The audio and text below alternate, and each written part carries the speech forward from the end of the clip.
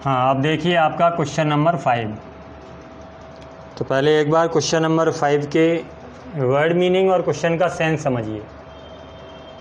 Question आपका कह रहा है कि which are the two groups.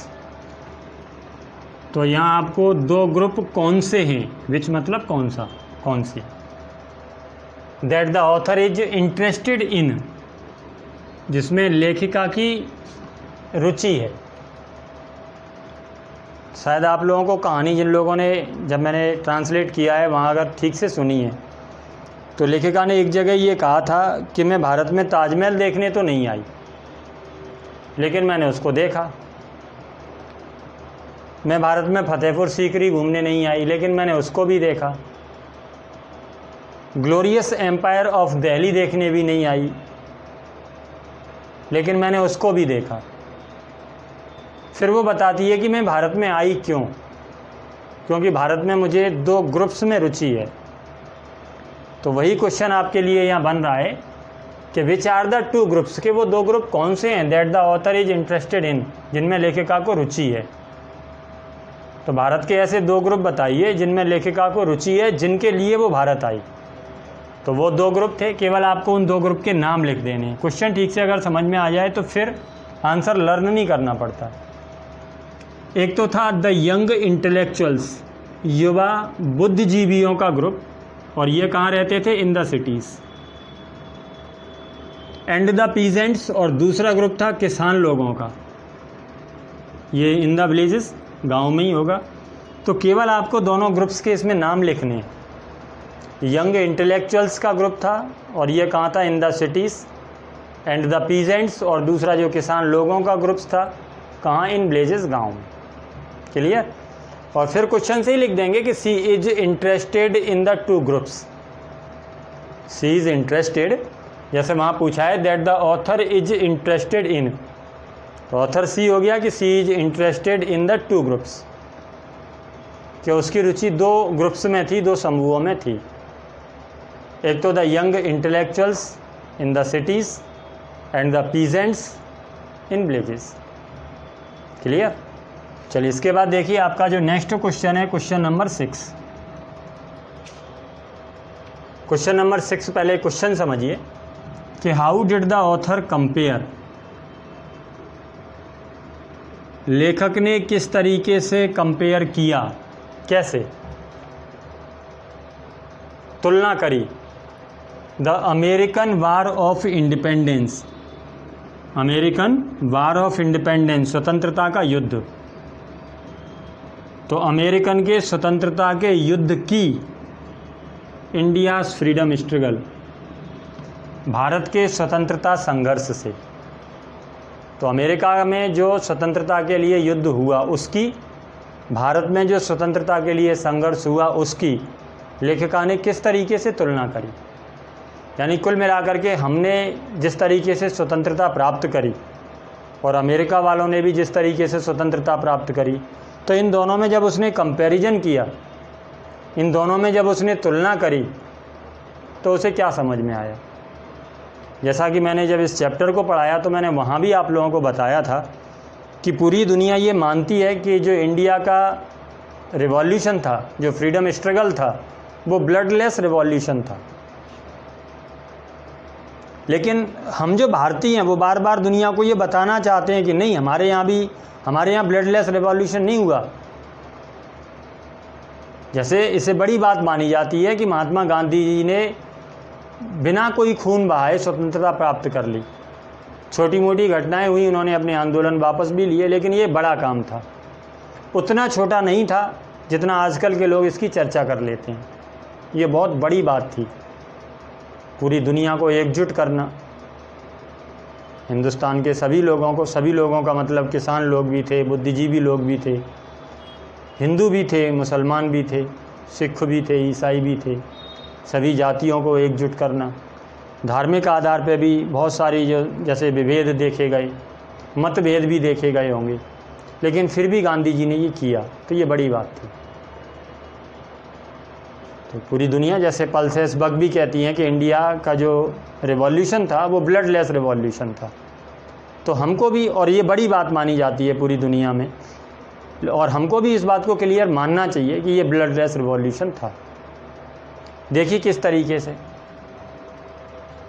तो मेरे ख्याल से पहले क्वेश्चन तो समझ में आ गया होगा। अमेरिकन वार ऑफ इंडिपेंडेंस को आपको कंपेयर करना है इंडिया फ्रीडम स्ट्रगल से। तो सी कंपेयर्स, वो तुलना करती है दैट, और तुलना में क्या कहती है कि अमेरिकन वार ऑफ इंडिपेंडेंस जो है वो सीधे सीधे मानती है कि इज नथिंग, वो कुछ नहीं। किसके सामने? इंडिया का जो फ्रीडम स्ट्रगल है उसके सामने, कि American war of independence is nothing. And nothing कहने का मतलब क्या है कि कुछ है ही नहीं।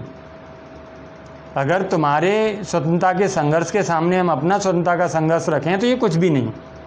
एंड एपियर्स, और प्रतीत होता है, टू श्रिंक, सिकुड़ा हुआ, इन साइज, आकार में, एंड कंसेप्ट, और अवधारणा में। तो बस इन 2 लाइनों से उसने क्लियर कह दिया जो उसे कहना था। अमेरिका वाले क्या मानते हैं भारतीय स्वतंत्रता संघर्ष को, इन 2 लाइनों से उसने क्लियर कह दिया कि जो अमेरिकन वार ऑफ इंडिपेंडेंस है, पहले तो उसने क्लियर ही कह दिया कि इज नथिंग। अगर मैं दोनों की तुलना करूं, सी कंपेयर्स दैट, वो तुलना करती है। हम इसे पास्ट में इसलिए नहीं ले गए क्योंकि ये तुलना आज भी है। ऐसा नहीं कि पहले ये तुलना करी गई आज बदल गई है, तो आप इसे प्रेजेंट में ही रखिए, बेशक आपका जो क्वेश्चन है वो पास्ट में है। तो सी कंपेयर्स दैट, वो तुलना करती है। क्या तुलना करती है? कि American war of independence is nothing, कि वो कुछ है ही नहीं। एंड एपियर्स, और अगर थोड़ा बहुत है भी तो वो प्रतीत कैसा होता है? एंड एपियर्स टू सिंक, कि वो सिकुड़ा हुआ, छोटा प्रतीत होता है, इन साइज एंड कंसेप्ट, आकार में भी, अवधारणा में भी बहुत छोटा प्रतीत होता है। किसके आगे? Then India's bloodless freedom struggle, Bharat के रक्तहीन स्वतंत्रता संघर्ष के आगे अमेरिका का जो फ्रीडम स्ट्रगल है वो बहुत सिकुड़ा हुआ प्रतीत होता है, बहुत छोटा प्रतीत होता है। तो इतनी बात काफ़ी है ये बताने के लिए कि दुनिया हमारे फ्रीडम स्ट्रगल को क्या मानती है और हमें कहाँ रखती है। एक हम ही हैं जो बैठने को तैयार नहीं। तो आप कह सकते हैं कि सी कंपेयर्स दैट, वो तुलना करती है कि क्या तुलना करती है? कि अमेरिकन फ्रीडम स्ट्रगल जो है, अमेरिकन वार ऑफ इंडिपेंडेंस जो है, चाहे आप कुछ भी लिख दें, अमेरिकन वार ऑफ इंडिपेंडेंस है, उसने क्लियर कह दिया कि इज नथिंग, कि कुछ नहीं है। और अगर थोड़ा बहुत उसे वो मानती है तो एंड एपियर्स, और उसे प्रतीत होता है, टू श्रिंक, सिकुड़ा हुआ, छोटा, इन साइज एंड कंसेप्ट, किसके सामने? Then India's bloodless freedom struggle, उसके सामने। इसके बाद उसने एक बड़ी बात और कही, सी सेज दैट, और बड़ी बात वो क्या कहती है? कि we Americans do not yet fully understand, कि हम जो अमेरिका वाले हैं येट फुली अंडरस्टैंड, कि हम अब तक ठीक तरीके से नहीं समझ पाए द ग्रेट लेसन, उस महान सबक को, that India has to teach, जो भारत ने सिखाना है, इन विनिंग हर फ्रीडम, अपनी स्वतंत्रता जीतकर, कि भारत ने अपनी स्वतंत्रता को जीतते हुए जो दुनिया को पाठ पढ़ाया अहिंसा का, हम अमेरिका वाले अभी तक उसे ठीक से नहीं सीख पाए। और भारतीय लोग जो हैं वो सीखे सिखाए भूलना चाह रहे हैं। जैसे बहादुरी इस बात में नहीं है, लेकिन आजकल कुछ लोग कहते हैं कि नहीं, गांधी जी में क्या बहादुरी थी। मेरे ख्याल से लोग हिंसा को ही बहादुरी मानते हैं। हो भी सकता है, अलग अलग लोग हैं, अलग अलग नज़रिया है। तो दूसरी बात वो क्या कहती हैं? सी सेज दैट, अपने अमेरिका वालों के लिए कहती हैं कि we Americans do not yet fully understand, ठीक तरीके से नहीं समझ पाए, द ग्रेट लेसन, उस महान सबक को, that India has to teach, जो भारत ने सिखाना है, इन विनिंग हर फ्रीडम, अपनी स्वतंत्रता को जीतकर जो भारत ने हमें सबक सिखाया है, भारत ने हमें जो पाठ पढ़ाया है, हम अमेरिका वाले उसे अभी भी ठीक से नहीं सीख पाए। क्वेश्चन एकदम से इजी है, how did the author compare the American war of independence with India's freedom struggle? Comparison तो ये है कि कुछ है ही नहीं।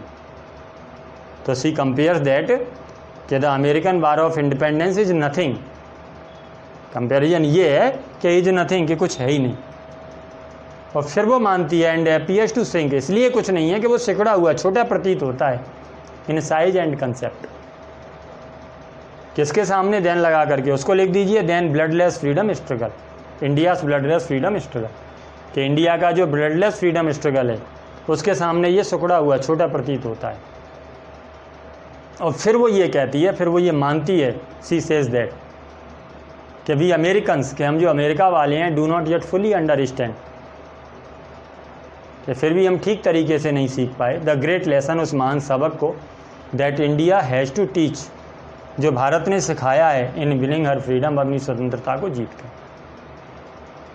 मेरे ख्याल से दोनों बात ठीक से समझ में आ गई हैं। कंपैरिजन क्या है कि इज नथिंग, तो अगर थोड़ा है भी तो कैसा प्रतीत होता है कि जो अमेरिका का वार ऑफ इंडिपेंडेंस है वो श्रिंक, छोटा सिकुड़ा हुआ प्रतीत होता है इन साइज में भी एंड कंसेप्ट, और अवधारणा में भी, कि जिस अवधारणा को लेकर के उन्होंने ये लड़ाई लड़ी उसमें भी दोनों तरीके से उसे ये छोटा प्रतीत होता है, American war of independence. Then India's bloodless freedom struggle, India के ब्लडलेस फ्रीडम स्ट्रगल से छोटा प्रतीत होता है। और फिर वो ये कहती है कि हम ठीक से समझ भी नहीं पाए, उस महान सबक को हम सीख ही नहीं पाए। तो she says that we Americans do not yet fully understand the great lesson that India has to teach in winning her freedom. Clear?